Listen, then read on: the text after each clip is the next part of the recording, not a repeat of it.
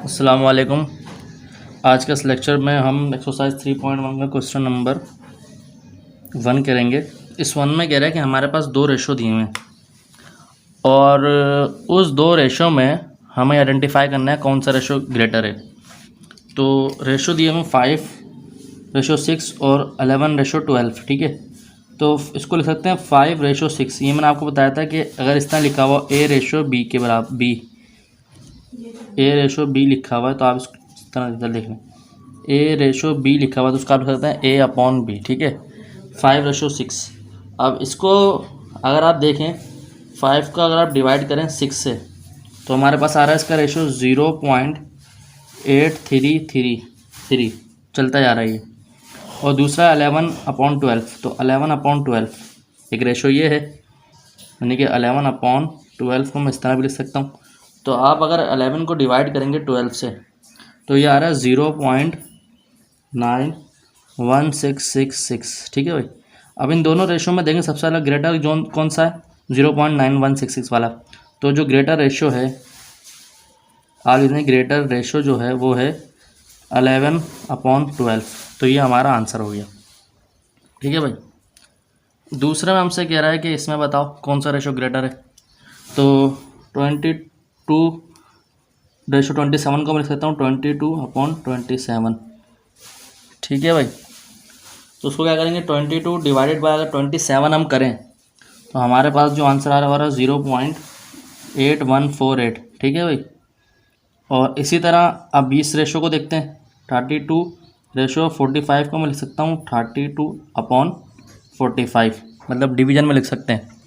तो 32/45 अगर हम करें तो ये आ रहा है हमारा 0.7111। तो अगेन इसमें से देखें सबसे बड़ा ग्रेटर कौन सा है, 0.81 ऑलवेज ग्रेटर देन 0.711, ठीक है। तो इधर लिख देंगे ग्रेटर रेशो जो होगा वो होगा 22/27, ठीक है। ये आ गया। अब इसमें हमें कंपाउंडेड रेशो मालूम करें क्वेश्चन नंबर 2 में। अच्छा, कंपाउंडेड रेशो क्या होता है, जो भी रेशो होता है ना भाई हमें उसको क्या कहते हैं, अपना उस रेशो को हम क्या करते हैं आपस में मल्टीप्लाई कर देते हैं। मतलब एंटीसीडेंट से मल्टीप्लाई होता है और कंसीक्वेंट से, ठीक है। तो उसको हम कहते हैं कंपाउंडेड रेशो। और मतलब उसको कंपाउंडेड रेशो उस तरह मालूम होता है 3/5 है, तुम लिख देते 3/5, 7/9 को 7/9, 15/28 इस तरह लिख सकते हैं, ठीक है भाई। अब क्या है, ऊपर वाले जो एंटीसीडेंट है उसको आपस में मल्टीप्लाई कर दें, नीचे वाले जो कंसीक्वेंट है उसको आपस में मल्टीप्लाई कर दें, तो हमारे पास ये आ जाएगा। तो हो गया 3/5 × 7 × 15।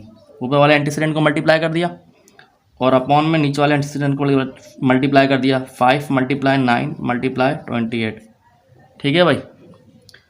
तो आंसर आया देखें 3 × 1 = 3, 3 × 3 = 9, तरह 5 × 1 = 5, 5 × 3 = 15।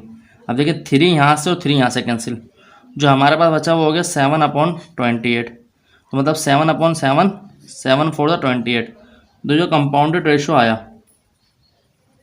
कंपाउंडेड रेशो जो आया हमारे पास वो आया 1:4, ठीक है भाई। 1/4 को आप इस तरह लिख सकते हैं 1:4, ठीक है।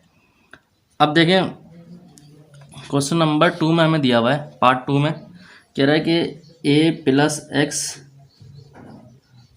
a - x लिख सकते हैं भाई, कॉमा a² + x² और क्या लिखा हुआ है a + x का होल स्क्वायर, ठीक है। एक रेशो ये है, कॉमा डाला, और एक रेशो ये है a² - x² का होल स्क्वायर और यहाँ a⁴ - x⁴, ठीक है।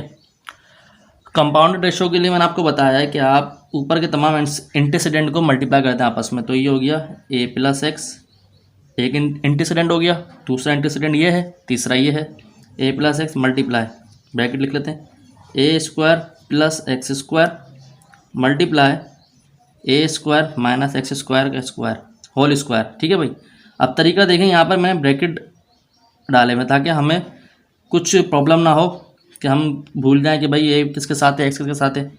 तो ये हो गया ए माइनस एक्स, कंसिक्वेंट की बारी आ गई अब, मल्टीप्लाई ए प्लस एक्स का होल स्क्वायर मल्टीप्लाई हो गया ए की पावर 4 माइनस एक्स की पावर 4। ठीक है भाई, ये स्टेप आप आई होप आपको समझ आया होगा, जस्ट मल्टीप्लाई कर दिया। अब देखें, अब यहाँ पर ए प्लस एक्स है, मल्टीप्लाई हो रहा है ए स्क्वायर प्लस एक्स स्क्वायर और मल्टीप्लाई हो रहा है ए स्क्वायर माइनस एक्स स्क्वायर का होल स्क्वायर। ठीक है, नीचे क्या है, ए माइनस एक्स मल्टीप्लाई यहाँ पर ए प्लस एक्स का होल स्क्वायर, इसको अगर ए स्क्वायर यानी कि ए की पावर 4 माइनस बी की पावर 4, तो ये हो जाएगा, इसको मैं ए की पावर 4 माइनस बी की यानी कि ए की पावर 4 माइनस की पावर 4 लिख सकता हूँ मैं, ए का स्क्वायर माइनस एक्स स्क्वायर का स्क्वायर। तो इसको लिख सकता हूँ ए स्क्वायर माइनस बी स्क्वायर ए स्क्वायर प्लस बी स्क्वायर।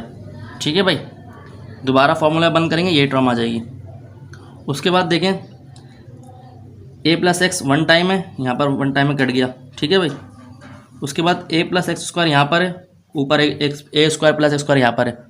ठीक है, उसके बाद आप देखें ए स्क्वायर माइनस एक्स स्क्वायर यहाँ पर है और एक ये कैंसिल हो गया, तो हमारे पास बचा, हमारे पास जो टर्म बची वो बची ए स्क्वायर माइनस एक्स स्क्वायर और यहाँ पर ए माइनस एक्स और यहाँ वन टाइम कटा था तो ए प्लस एक्स बचा, ए माइनस एक्स और ये ए प्लस एक्स। ठीक है भाई, अब देखिए ऊपर क्या बना हुआ है, ए स्क्वायर माइनस एक्स स्क्वायर मतलब ए माइनस बी और ए प्लस बी का फार्मूला, इस तरह ये ए माइनस बी और ये ए प्लस बी का फार्मूला, तो ये कैंसिल। ठीक है भाई, तो हम लिख रहे हैं यानी कि वन हमारा पर कंपाउंडेड रेशो आ गया, तो हम लिखते हैं कंपाउंडेड रेशो जो आया हमारा वो आया 1 के बराबर। ठीक है भाई, पार्ट 3 में देखते हैं। पार्ट 3 में कह रहा है भाई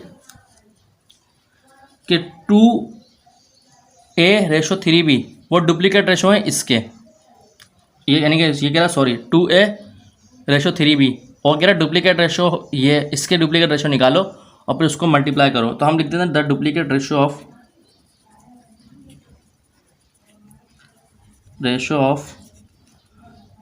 9b स्क्वायर अपॉन ab, ये होगा इसका डुप्लीकेट करना, मतलब 9b स्क्वायर का होल स्क्वायर, तो ये होगा 81b की पावर 4।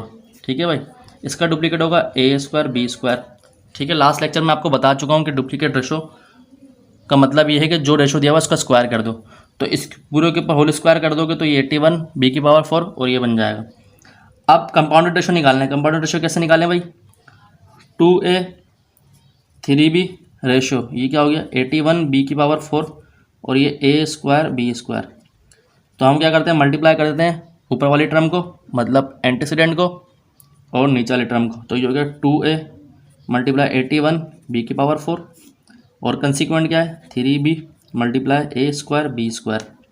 ठीक है भाई, बी स्क्वायर से यहाँ 2 कैंसिल हो गया। ठीक है भाई, यहाँ 2 पावर बचेगी, एक ए से एक कैंसिल, यहाँ सिंगल ए बचेगा।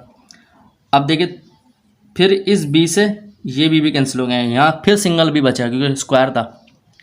अब यहाँ पर देखें, यहाँ 3 है, यहाँ 81 है, 3 1 जा 3 और 3 का टेबल में अगर डिवाइड करता हूँ 81 का एलसीएम डिवाइड करते हैं 3 से, तो ये 81 डिवाइड बाय 3, तो 3 2 जा 6 बचा कितना 2 1 इधर 2 और यहाँ 1 यहाँ पर आ गया, तो 3 7 जा 21, तो 27 आएगा। तो 27 2 मल्टीप्लाई 27 और यहाँ बचेगा a। ठीक है भाई, b तो कैंसिल हो गया था, तो ये 2 को मल्टीप्लाई करेंगे 27 से, तो ये हमारे पास हो गया 54 और 54b, सॉरी यहाँ b भी था 54b अपॉन a। तो हमारे पास जो कंपाउंडेड रेशियो आई है वो आई 54b अपॉन a। ठीक है भाई, तो क्वेश्चन नंबर 2 हमने कंप्लीट कर लिया। क्वेश्चन नंबर 3 बहुत ही इंपॉर्टेंट क्वेश्चन है और ये एग्जाम पॉइंट ऑफ व्यू के हवाले से भी बड़ा ज़बरदस्त है और ये पेपरों में आया भी है। तो ये कह रहा है x+7/2x+14 is the duplicate ratio 5/8, यानी कि ये जो है डुप्लीकेट रेशो है इसका। तो अब हम इसको क्या करते हैं, द डुप्लीकेट रेशो ऑफ